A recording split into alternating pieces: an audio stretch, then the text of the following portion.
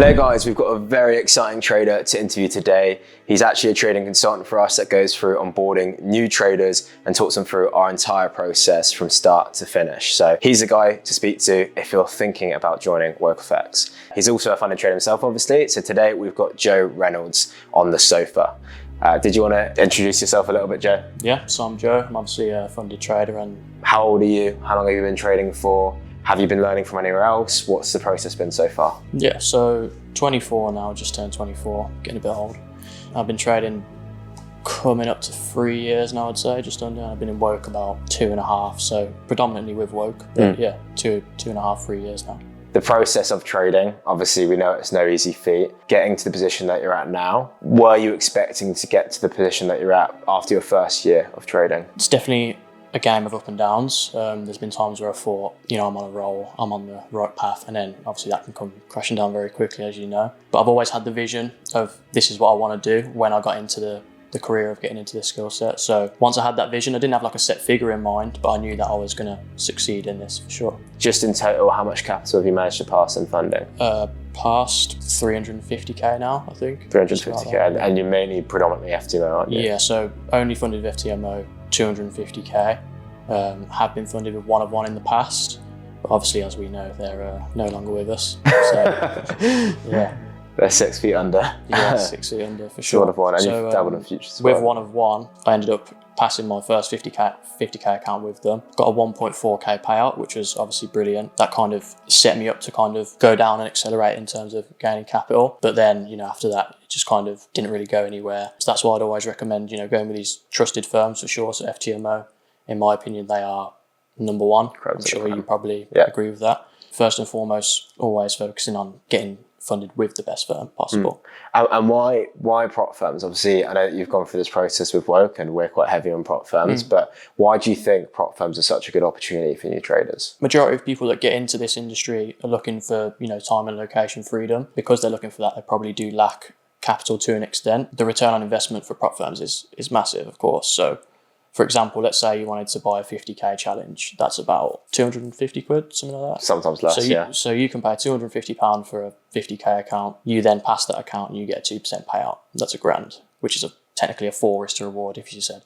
And then after that, you can scale and get more payouts, of course. So in terms of risk to reward, if you were to do that on a personal account, you'd have to risk a lot higher. And the returns just aren't going to be as great. The leverage is obviously massive with prop firms for sure. Definitely. I think being able to trade with a high amount of capital, it's a capital game more than a percentage game, in my opinion. So you can, if you're wanting to make a yearly salary of £100,000 and you're dealing with 10 grand, you're never going to be able to do that. No. But if you put that 10 grand into funded accounts and you're able to get, even if it's $500,000 of funding, maybe you don't get the full million. So you get $500,000 of funding.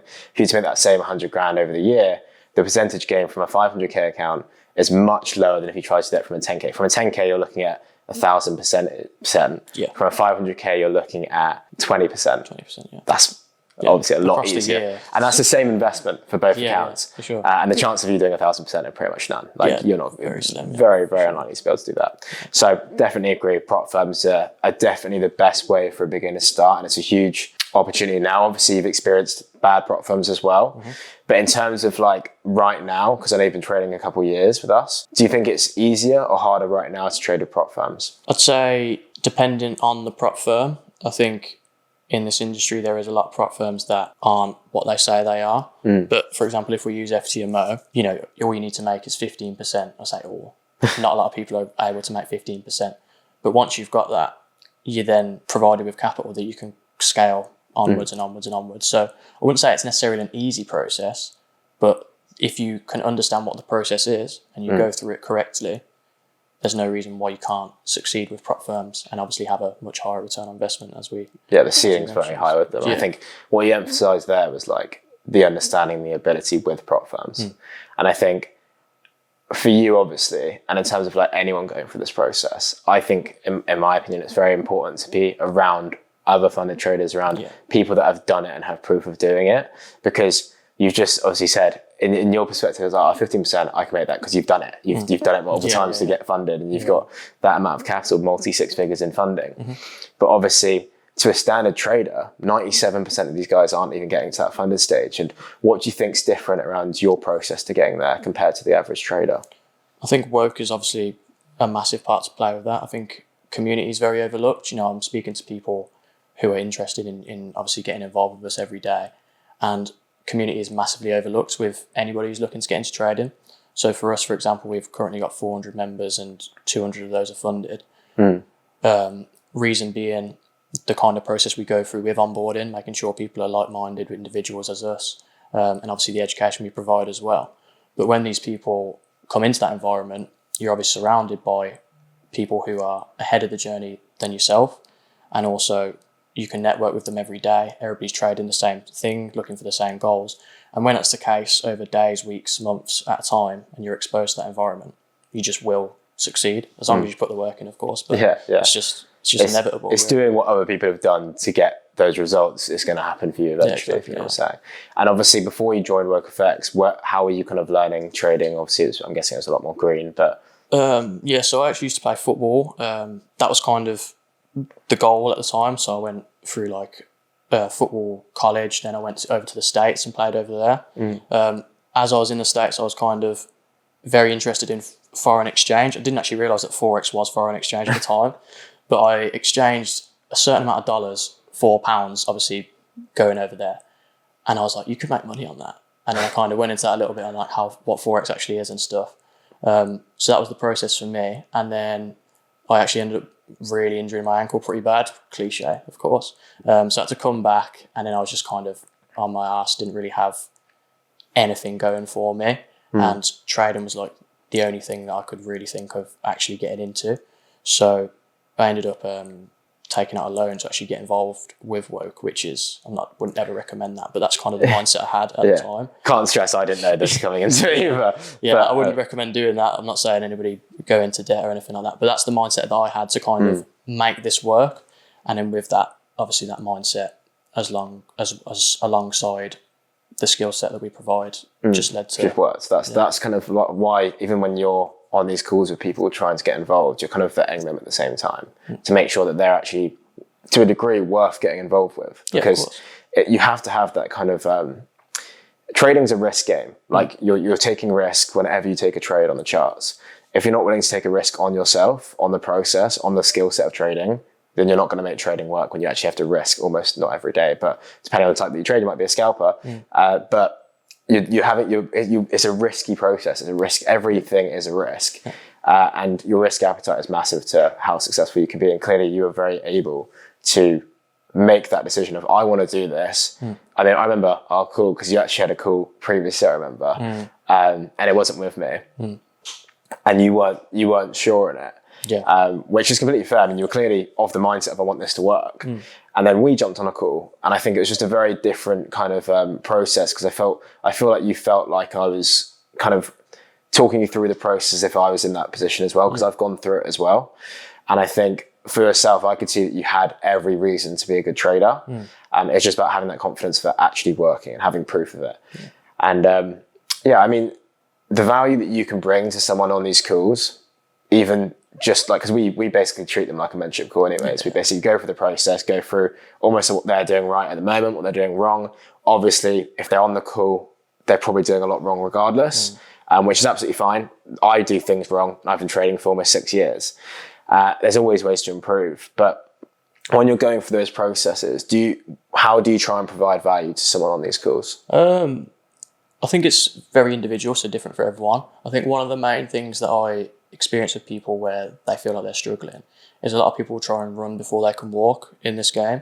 So obviously there's two main types of trading, of course, discretionary and mechanical trading.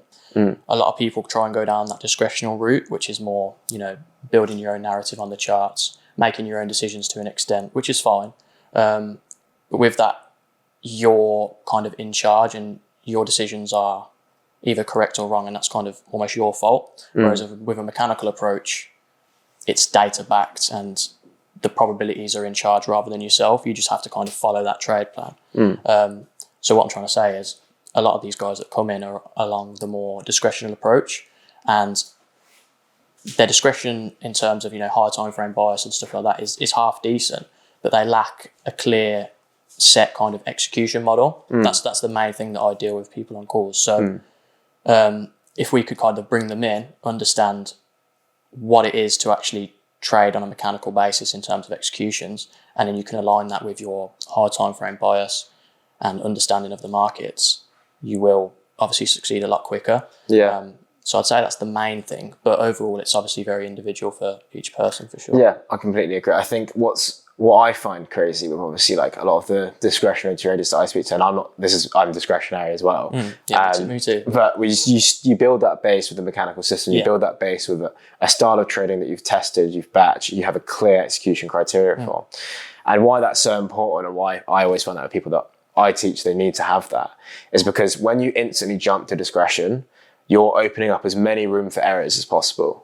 When you're trading a mechanical model, if you're trading it correctly, there should literally be no room for error. Like if you mess it up, it's because you've not followed that plan. So even if you've got amazing discretion, going for that practice, sometimes I dumb it down and just trade mechanical, just to train myself to be as disciplined as possible, to be as patient as possible, to trade my criteria and not try and put my own edge on the market. But I think a lot of traders that clearly aren't profitable are trying to outperform proven data before they even know basic criteria, basic execution plans, etc. And I think a lot of people join the calls thinking they're at a ridiculously good level just because they know what S&T is, they know what they use the DXY with and correlate it, or whatever the concept they're using. They think, that means that they can trade. It doesn't mean shit. Like most people think they can trade. Yeah, and I think with that, anybody can learn technicals in 2 to 3 months, realistically. If you put the hours in, you can easily learn technicals, and you could be a very good technical trader. But that doesn't necessarily mean you're going to be profitable at all. 100%. I know a lot of people that are really good technical traders, but they're not necessarily the best trader in the world by any means, and that's because of the more psychological aspects that come with that, for sure. I agree. And in terms of because obviously what we utilize quite heavily is funded approach as well. So when you're going through this process with guys and talking them through the process, obviously everyone's wanting to get funded. You've managed to achieve that where most others haven't. What do you feel like for you has made the difference in getting funded compared to the average person failing these challenges? I think focusing on the process. So a lot of people that I speak to, we talk about what their goals are, what their aspirations are. And a lot of it is financial, which obviously makes sense wanting to get into this career. But when you focus on the finances, which would be the outcome, you can deviate away from the process. And all you need to do is focus on the process, and the outcome will follow with that. 100%. That makes sense. It's a byproduct of the skill set. If you never focus on the skill set and only focus on the byproducts, for sure, you won't get the byproducts either. Yeah, and I'm guilty of it. Like sometimes you can look at a trade and you'll be up, a certain amount, and you're like, wow, I want that money. Again, that's focusing on the outcome, whereas what you should be focusing on is you waking up at the right time every day. What's your daily habits outside of trading? Are you going to the gym? Are you eating well, etc.? And when those kind of daily habits all align with trading, it just does work out. So the main thing I'd stress is process over outcome every time. And with that process, because obviously you made the bet on yourself to get into education, to get the skill set properly, and that's your psychology. It's you've instantly focused on right, I know if I'm going to do this, I need to actually back myself and have my own skill set and not just try and gamble my way to success or to follow someone else's signals like that to get you there. In terms of, because obviously I speak to a lot of people, you speak to a lot of people that might think, I'm just going to go for prop firms by myself. I'm just going to do this and do that. And I almost every single person that I speak to comes back to me like, we shouldn't do that. And they're going to learn regardless. And I feel like I've probably gone through that process where I've tried to do things too quickly on my own. But for you, like I said before, you've mentioned the value of community. But speaking to me, speaking to Elle, speaking to everyone in our community, do you feel like that's kind of helped you massively in terms of your journey going forward? Yeah, of course. I think trading's a very lonely journey if you go about it in a certain way, which majority of people do go about it in that way. So for me, there was a solid 6-month period where I didn't really speak to anybody about it. And if you're speaking to family members, mom, dad, partner, and they don't really understand technical analysis or just charts in general, you're talking another language to them. So that again, that makes you very lonely when you're on this journey and you see the possibilities. Whereas with us lot, of course, woke as a whole, everybody's, like-minded, everybody's trading the same thing, everybody has the same kind of goal in mind.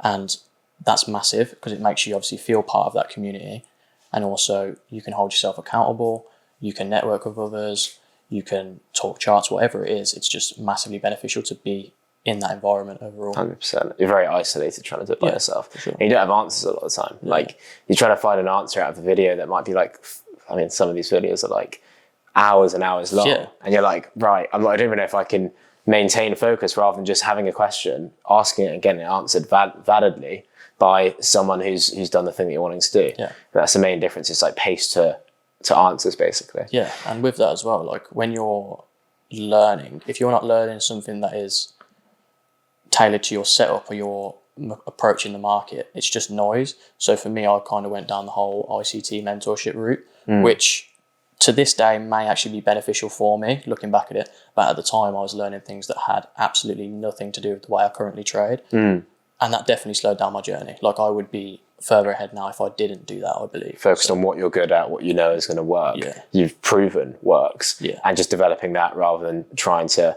learn the next strategy or the next concept and kind of deviate away from your actual goal of being the best performer within your restraints of your strategy. Yeah, for Makes sure. complete sense. I think in terms of like where you see yourself now, like, because obviously you're in a position where you're obviously within the WorkFX family as well. And you're, because you do obviously your own business as well as trading. Yeah. Is it like a full-time gig now pretty much? Yeah, so I try my best to balance it. I've never been one who can be employed. Like I've never really had an actual properly employed job. I just can't do it. There's probably a few people like that, of course. But so yeah, I started my own business with football coaching. So literally, I just bought a goal, some cones, some balls, and I was just doing one-to-ones because I can trust myself in a one-to-one basis on that. And then I just kind of scaled it from there. So now I'll do like multiple group sessions and just building up that business alongside obviously trading. But if I wasn't trading and making the profits that I did from trading, I wouldn't have been able to put myself in that position, if you know what I mean. 100%. I think trading opens up so many doors. Yeah. And I think it's such a time-freeing skill set. Yeah. You don't spend your whole day glued to the charts. And it's a case of like you're leveraging that skill set you've learned, and then it allows you to do other things. So it frees up time to work on your own business. Yeah. And I think that's the joy of it. Like a lot of people come into this maybe, like I said, maybe solely looking at the outcome of trading is going to make me this amount of money. But rather than learning the process of trading, you understand it's actually the freedom you get from trading. That's the end goal, not the X amount of money or X amount of capital. And then really the best superpower of trading is then being able to use your time how you want to. Whether that's another business, whether that's just playing football, maybe it's just doing whatever you want to do, spending time with loved ones, traveling, whatever you want to do. Trading allows that, which I think is the best skill in the world ultimately. Yeah, I think you hit the nail on the head. You can just pursue whatever your passion is. So at the moment, I play golf all the time. I'm getting into boxing. I play football. Obviously, working on my other business as well. And I've just got the freedom to be able to do that. And I just wouldn't have that without trading. You're clearly like very driven, and obviously like even the fact that you've got your own business and you've done that alongside trading. Do you think you're just wired different to a standard person?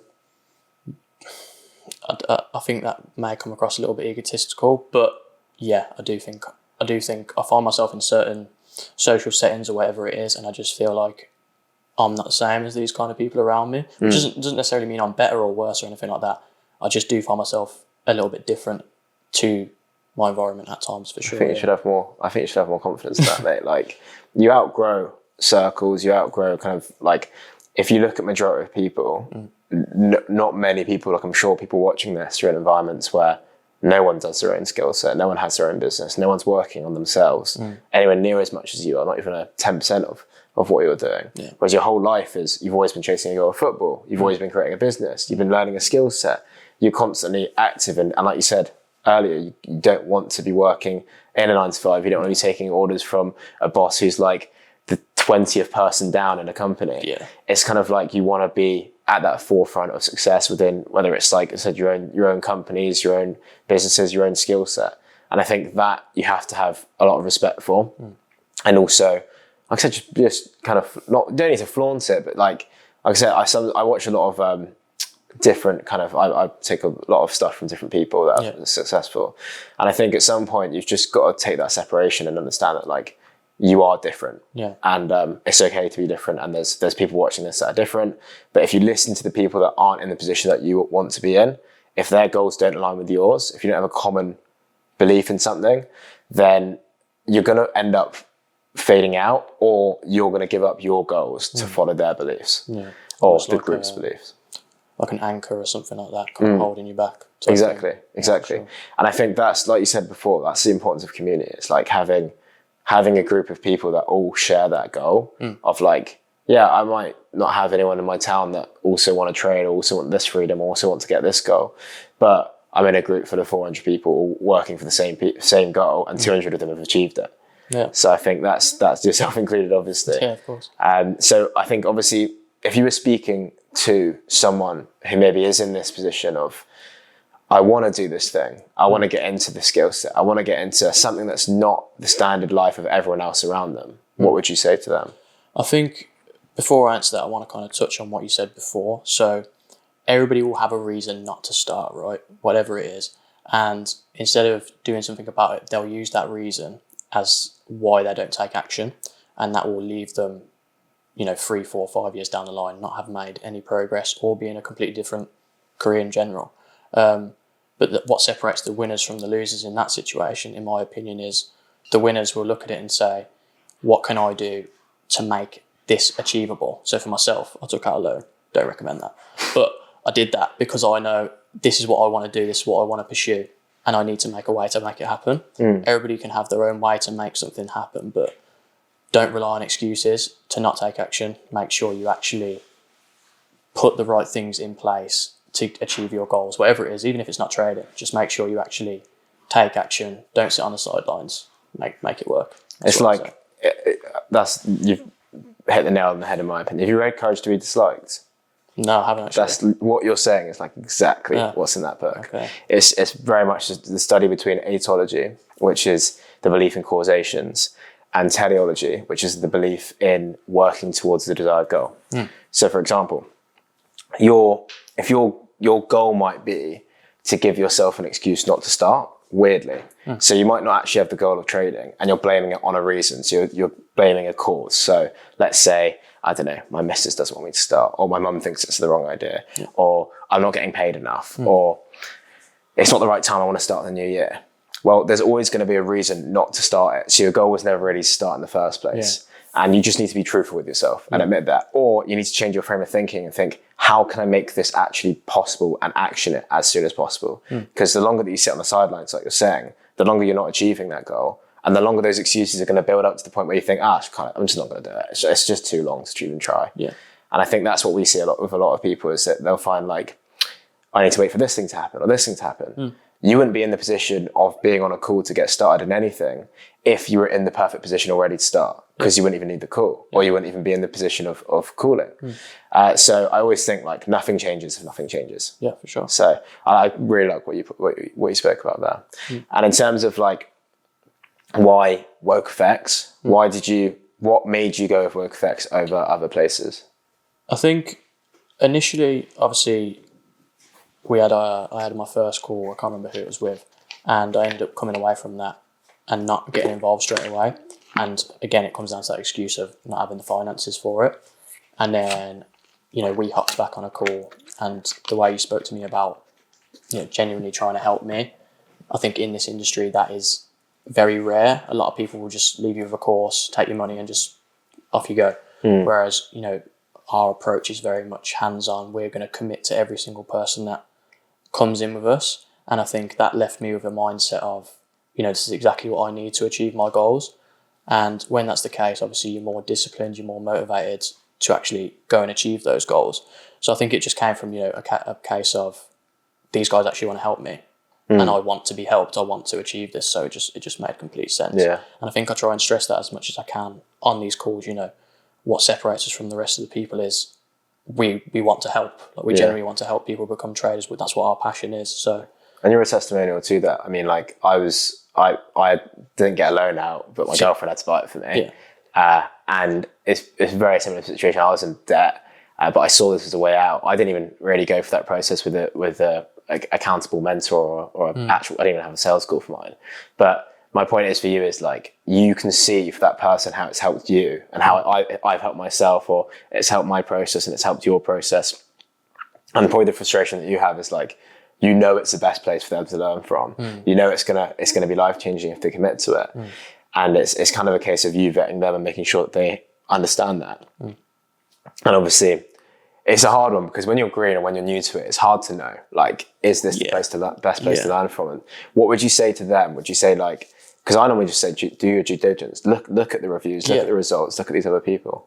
Yeah, I think when you look at our results, especially in terms of the returns we have on funded traders, 1% of people pass a funded account and actually get a payout, whereas we have 50% now, right? So it's just, even that alone, 50 times the industry average is more than enough. It's great. It's just to give you some sort of like framing with that. Like the place that I learned from, it was less than 1%, even in the mentorship that I learned from, and that was like a bigger group than ours, if that makes sense. So the fact that we've been able to do it and still do it at scale shows a lot about the company and the way that we're run, I think.